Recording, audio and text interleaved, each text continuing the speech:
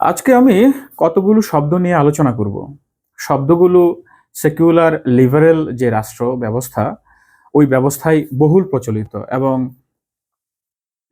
নির্বাচনের আগে দেখা যায় যে কি সেকুলার লিবারেল দলগুলো তারা তাদের নির্বাচনী ইশতেহারে প্রচারণায় তারা এই শব্দগুলো ইউজ করে এবং এই শব্দগুলোকে হচ্ছে সেকুলার লিবারেল রাষ্ট্রে খুবই পবিত্র জ্ঞান করা হয় এবং আলটিমেটলি সেকুলার রাষ্ট্রের উদ্দেশ্যই থাকে হচ্ছে এই আহ, জিনিসগুলোকে এনশিওর করা বা এই শব্দগুলো বা এই টার্মগুলো বা এই রাইটসগুলো এনশিওর করা। তো শব্দগুলো কি? শব্দগুলো হচ্ছে ইনসাফ, কল্যাণ রাষ্ট্র, rule of law, good governance. হ্যাঁ, তো এই শব্দগুলোর একটা চমৎকার অন্তমিল আছে এবং এই শব্দগুলোর পাশাপাশি কতগুলো সার্বজনীন শব্দ আছে। মানে সার্বজনীন দাবি করা হয় আর কি, যেমন ধরেন মানবাধিকার, তারপরে ধরেন নৈতিকতা। এই ধরনের কতগুলো শব্দ আছে যে শব্দগুলোকে হচ্ছে কি আমাদের এখানে সার্বজনীন বলে দাবি করা হয়, কিন্তু আদৌ এগুলো সার্বজনীন কিনা এবং এই শব্দগুলোর ভিতরে মিল কি এবং এই শব্দগুলোর ফাঁকি কোন জায়গায়, আমি চেষ্টা করব একটু ব্যাখ্যা করার। দেখুন, আমরা নৈতিকতা বলি, অধিকার বলি, আমরা ইনসাফ বলি, কিংবা আহ, আইনের শাসন বলি। এই প্রত্যেকটা জিনিস যদি কোনো একটা আদর্শিক ভিত্তির উপর না দাঁড়ায়, এই শব্দগুলোর আসলে কোনো অর্থই নাই। যেমন আমি যদি বলি এই মানুষটা খুবই নীতিবান, খুবই নৈতিক, আচ্ছা, তো ওই মানুষটা কি কি করে? ওই মানুষটা হচ্ছে তার সিভিল যে অব্লিগেশনস গুলো সে পালন করে। সে হচ্ছে পাবলিক নিউসেন্স ক্রিয়েট করে না, উচ্চ স্বরে শব্দ করে না, সে তার ময়লাগুলো হচ্ছে নির্দিষ্ট ডাস্টবিনে ফেলে, সে তার প্রতিবেশীকে কষ্ট দেয় না, সে রাষ্ট্রের ট্যাক্স ঠিক মতো পালন করে, এভরিথিং ইজ ওকে।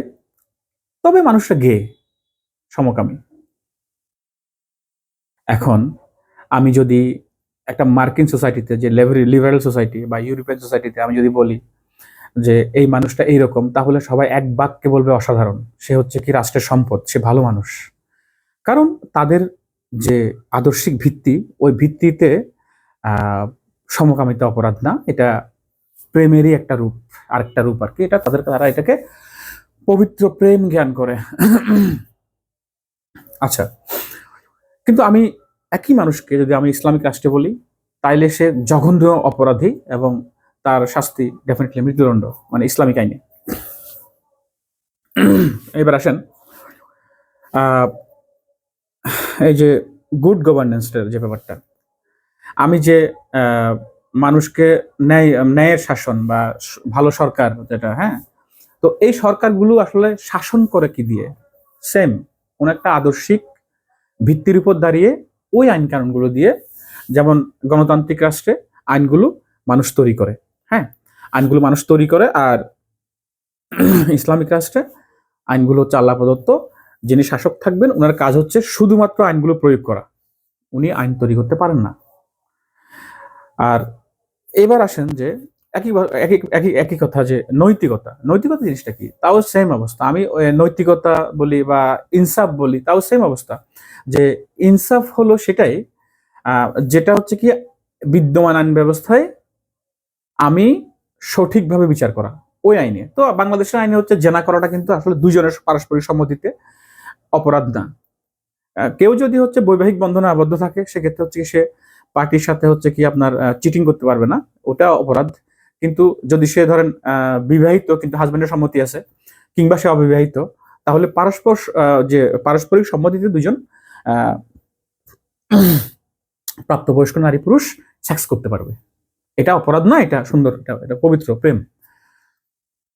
তাহলে আমি যদি আজকে ইনসাফ কায়েম করি এই লিগ্যাল বেজের উপর দাঁড়িয়ে, এই সিস্টেমের উপর দাঁড়িয়ে যদি আমি ইনসাফ কায়েম করি, তাহলে আমাকে এই সমস্ত ইসলামিক দৃষ্টিতে অপরাধীদেরকে আমাকে খালাস দিতে হবে এবং তাদের কাছ থেকে ক্ষমা চাইতে হবে যে এটা ঠিক হয়নি, আপনারা তো পবিত্র প্রেমিক প্রেমিকা, আপনারা মহান কাজ করেছেন, তাই না? এখন দেখেন যে এই যে কল্যাণ রাষ্ট্রের কথা বলা হয়, কল্যাণের কথা বলা হয়, সেখানে আল্লাহ সুবহানাহু ওয়া তাআলা এই দিনকেই কল্যাণ বলেছেন। আমরা যে কল্যাণের কথা বলছি, যে কল্যাণ রাষ্ট্রের কথা বলছি, এই কল্যাণটা যদি আমি বর্তমান বিচার ব্যবস্থা, আইন ব্যবস্থা প্রয়োগ করতে যাই, আমাদের সাংবিধানিক অধিকার হিসেবে কিন্তু ওই কল্যাণগুলোকে স্বীকার করা হয় নাই। ইসলাম যেগুলোকে মৌলিক অধিকার বলেছে, যে অন্য বস্ত্র বাসস্থান, আমাদের সংবিধানে কিন্তু অন্য বস্ত্র বাসস্থানকে কিন্তু মৌলিক অধিকারের লিস্টেই রাখা হয়নি।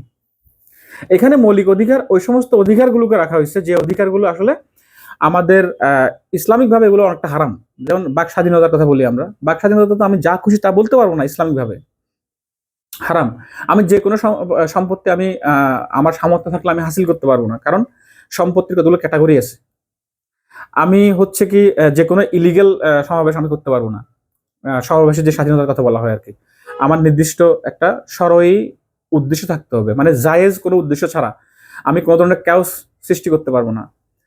ঠিক আছে? তো তারপর হচ্ছে পেশা বা বৃত্তির স্বাধীনতা, যেটা আমাদের সংবিধান স্বীকৃত। আমি তো পতিতা বৃত্তিকে পেশা হিসেবে দিতে পারবো না, কিন্তু এই রাষ্ট্রে পতিতা বৃত্তি একটি বৈধ পেশা, লাইসেন্স দেওয়া হয়। আমি তো যা খুশি তা খেতে পারবো না, যেমন ধরো আমি মদ খেতে পারবো না, কারণ প্রকাশ্যে খেতে পারবো না। আমি গোপনে খেলে যদি কেউ না দেখে সেক্ষেত্রে কোনো সমস্যা নেই, কারণ ইসলাম গোয়েন্দাগিরি করে না কারো প্রতি। কিন্তু প্রকাশ্যে কুফর আমি করতে পারবো না, ইসলাম রাষ্ট্র আমাকে ওই অনুমতিটা দিবে না। কিন্তু সেকুলার লিবারেল রাষ্ট্রে আপনাকে এই অধিকারগুলো রাষ্ট্রই দেয় এবং পবিত্র জ্ঞানে দেয়।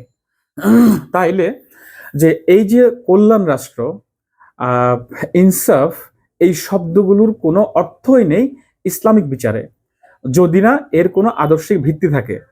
তো এখন এই শব্দগুলোর পিছনে যদি আদর্শিক ভিত্তিটা যদি সেকুলার পুঁজিবাদ হয়, তাহলে এগুলো হচ্ছে জুলুম। কারণ আল্লাহ সুবহানাহু ওয়া তাআলা বলেই দিছেন যে যারা আমার বিধান ব্যতীত অন্য কোনো বিধান দিয়ে বিচার ফয়সালা করে তারা কাফির, তারা জালিম, তারা ফাসিক। আবার এই রাষ্ট্র, এই গণতান্ত্রিক রাষ্ট্র, যেটা হচ্ছে কি আপনার অধিক মানুষের সম্মতিতে কোনো আইন পাশ করে এবং পরিবর্তন করে, ওই অধিকার আল্লাহ সুবহানাহু ওয়া তাআলা আমাদেরকে দেয় না, ইসলাম আমাদেরকে দেয় না। ইসলাম হচ্ছে ফিক্সড। এখন সারা পৃথিবী যদি একজন মানুষ এটা না মানে, তবু ওই আইনটাই প্রয়োগ করতে হবে শাসককে। মানুষ যাই বলবে বলুক, পৃথিবী ধ্বংস হয়ে যাক, কিন্তু ওই আল্লাহর বিধানটাই হচ্ছে আমাকে প্রয়োগ করতে হবে। তাহলে ইসলামিক সিস্টেমকে বাদ দিয়ে, ইসলামিক বিধানকে বাদ দিয়ে আপনি অন্য কোনো বিধানকে বেইস ধরে যখনই কল্যাণ রাষ্ট্রের কথা বলবেন, যখনই হচ্ছে কি ইনসাফের কথা বলবেন, তার মানে আপনি হচ্ছে কুফর প্রচার করছেন এবং আপনি কুফরকে প্রতিষ্ঠিত করতে চাচ্ছেন। অর্থাৎ আপনি শয়তানি ব্যবস্থা প্রতিষ্ঠিত করতে চাচ্ছেন, আবার নামাজ কালাম পড়ে আল্লাহর নাম নিয়ে। এই মানুষগুলোকে নিয়ে হচ্ছে সূরা মাউনের মধ্যে কিন্তু কথা আছে যে ওই সমস্ত নামাজি যারা লোক দেখানো নামাজ পড়ে, হ্যাঁ, তারা হচ্ছে কি মানুষের মামুলি ন্যূনতম অধিকার, ওই অধিকারটাকেও দেয় না। মাউন শব্দের অর্থ মামুলি অধিকার, ন্যূনতম অধিকার, ওটাও দেয় না। আবার কিন্তু নামাজ পড়ে, মানুষকে ধোকা দেয়। আবার দেখেন মজার কাহিনী হচ্ছে কি, এই কোরআনটা যুগে যুগে আমাদেরকে কিভাবে সমাধানটা দেয়, সুবহানাল্লাহ। যে 15শো শতাব্দীর সেই মেকিয়াভেলি, যে হচ্ছে কি ধর্মকে মানে রাজনৈতিক কৌশল হিসাবে, হাতিয়ার হিসাবে ইউজ করতে বলেছিল, যে শাসক নিজে নামাজ কালাম পড়বে, মানে নিজে হচ্ছে কি ইবাদত করবে, চার্চে যাবে, যেখানে খুশি যাবে, সমস্যা নাই, কিন্তু রাষ্ট্রে সে ধর্মকে প্রয়োগ করবে না, মানে ধর্মীয় আইন সে রাষ্ট্রে প্রয়োগ করবে না। তবে ধর্মের ভাব ধরে সে হচ্ছে কি মানুষকে ধোকা দিবে বা কন্ট্রোল করবে। এটা মেকিয়াভেলি দা প্রিন্সে আছে। এবং আল্লাহ সুবহানাহু ওয়া তাআলা পবিত্র কোরআনে সূরা মাউনে কিন্তু কথা বলে গেছেন যে ওই সমস্ত নামাজি যারা লোক দেখানো নামাজ পড়ে, তারা লোক দেখানো, তারা শো করে, কিন্তু তারা অ্যাকচুয়ালি আপনাকে সুন্দর সুন্দর কথা বলছে, ধোকা দিচ্ছে। তাহাজ্জুদ পড়ে ভোট কেন্দ্রে যাবে, বা ফজরের নামাজ ভোট কেন্দ্রে পড়বে, এখানে পড়বে, ওখানে পড়বে। কিন্তু মজার কাহিনী হলো, যখনই তাদেরকে বলা হয় যে তুমি আল্লাহর বিধান প্রয়োগ করো, তখন সে ওটাকে বলবে তুমি উগ্রবাদী, তুমি জঙ্গি, তুমি উগ্রবাদী, এবং তুমি হচ্ছ রাষ্ট্রের শত্রু, তুমি গণশত্রু, তুমি এগুলো বলতে পারো না। হ্যাঁ, মানে যেই আল্লাহর কথা, যে আমাদের একজন উনি বলেছেন যে একটি দলের প্রধান আর কি, এই মুহূর্তে হয়তো ওনারা ক্ষমতা আসবেন, উনি সৃষ্টিকর্তা আল্লাহ, বিধানদাতা আল্লাহ, সবকিছু আল্লাহ স্বীকার করেছেন। হ্যাঁ, কিন্তু সমস্যা হচ্ছে ওনার যে রাজনীতি, সে রাজনীতি কিন্তু ইসলামের উপরে না, কুফরকে বেস করে। আবার অপর দিকে দেখেন আরেকটা জোট, ওই জোটটা কিন্তু ওই যে ইনসাফ, কল্যাণ রাষ্ট্র, এই শব্দগুলো নিয়ে আসছে। সেখানে দিন কায়েম, আল্লাহর আইন প্রতিষ্ঠা, এই শব্দগুলোকে কৌশলে বাদ দেওয়া হয়েছে।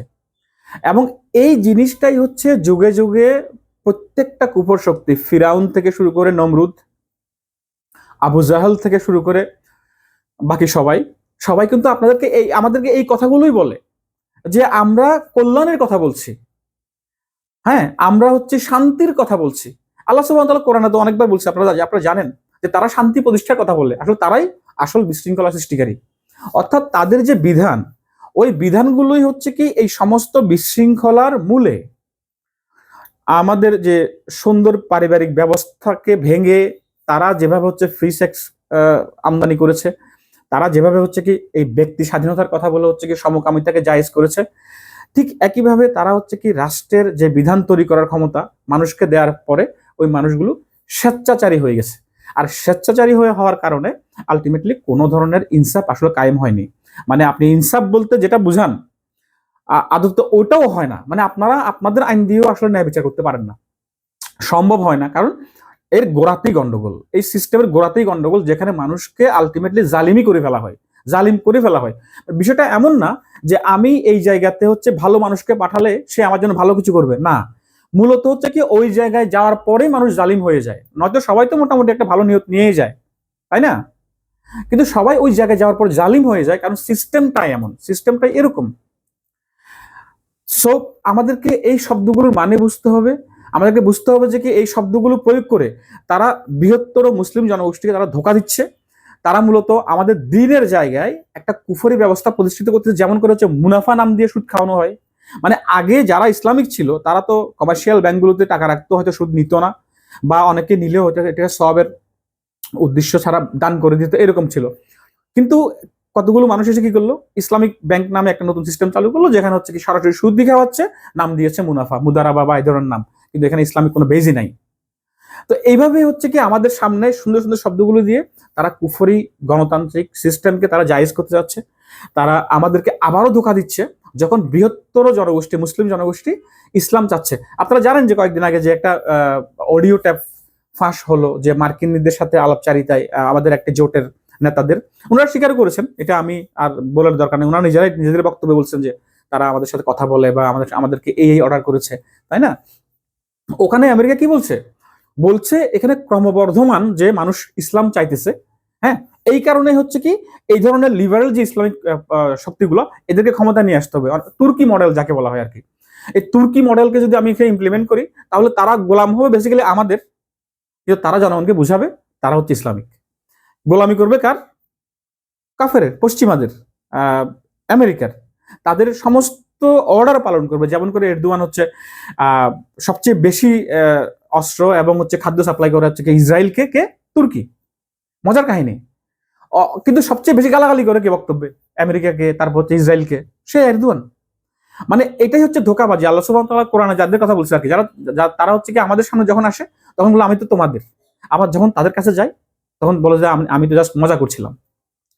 তো এই যে মানে আল্লাহ সুবহানাহু ওয়া তাআলা পবিত্র কোরআনকে আমাদের সামনে একেবারে এত চমৎকার করে আমাদের সামনে মেলে ধরেছেন আল্লাহ সুবহানাহু ওয়া তাআলা এই সমস্ত ঘটনা, যে আমরা যদি একটু সুস্থ মস্তিষ্কে চিন্তা করি তাহলে আমরা বুঝতে পারবো যে আসলে এই উম্মাকে ধোঁকা দিচ্ছে কারা। কারা হচ্ছে যে কে এই উম্মাকে কুফরের যে জেল, কুফরের যে বেড়াজাল, কুফরি ব্যবস্থার, শয়তানি ব্যবস্থার যে বেড়াজাল, ওই বেড়াজালে আমাদেরকে আবদ্ধ করে রেখেছে কারা, আমরা বুঝতে পারবো আমরা যদি শরিয়া ভালো করে স্টাডি করি, কোরআন দেখি আমরা, এবং বাস্তবে এর সাথে আমরা একটু মিলাই এবং এই শব্দগুলো আমরা বুঝতে পারি। আল্লাহ সুবহানাহু ওয়া তাআলা আমাদেরকে সঠিক যে জ্ঞানটা, ওই জ্ঞানটা অর্জন করার তৌফিক দান করুক। এবং সবচেয়ে ইম্পর্টেন্টলি আমরা যেন মৃত্যুকে ভয় করি, আমরা যেন আল্লাহ সুবহানাহু ওয়া তাআলাকে ভয় করি, আমেরিকাকে না। আমরা যেন আল্লাহ সুবহানাহু ওয়া তাআলাকে এমন ভাবে ভয় করি যে আল্লাহর যে কোনো অর্ডার আমরা কোনো ধরনের যদি কিন্তু ছাড়া মেনে নিতে পারি, এবং কুফর এবং মুনাফিকদের সকল রকম ষড়যন্ত্র, সকল রকম হচ্ছে কি মিথ্যাচারকে আমরা যেন বুঝতে পারি যে এরা আমাদেরকে আসলে কোন দিকে নিয়ে যেতে চায়। আমি কোনো পলিটিক্যাল দলের, বিশেষ করে যে বর্তমান গণতান্ত্রিক পলিটিক্যাল দলের পক্ষ নিয়ে এখানে আসিনি, কথা বলতেও আসিনি। আমি জাস্ট শরিয়ার অ্যাঙ্গেল থেকে আমি এই টার্মগুলো আমি ক্লিয়ার করে দিতে চাই।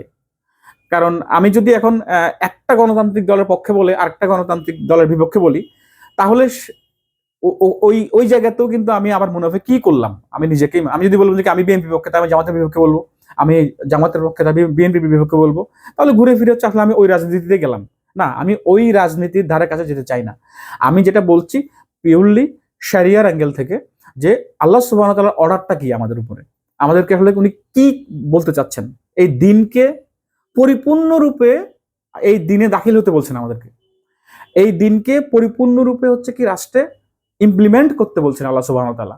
সেই জায়গায় আমরা যদি ভিন্ন কিছু করি, আমরা যদি হচ্ছে কি মানে বিভিন্ন কৌশলের নাম দিয়ে ভিন্ন কিছু করি, তাহলে সুস্পষ্টভাবে এটা কুফরি, কুফরকে আমি অ্যাডপ্ট করলাম, মুনাফিকীও বলতে পারেন, ওয়ান সেন্স। যাই হোক, আল্লাহ সুবহানাহু ওয়া তাআলা আমাদেরকে সাহায্য করুন, আমিন।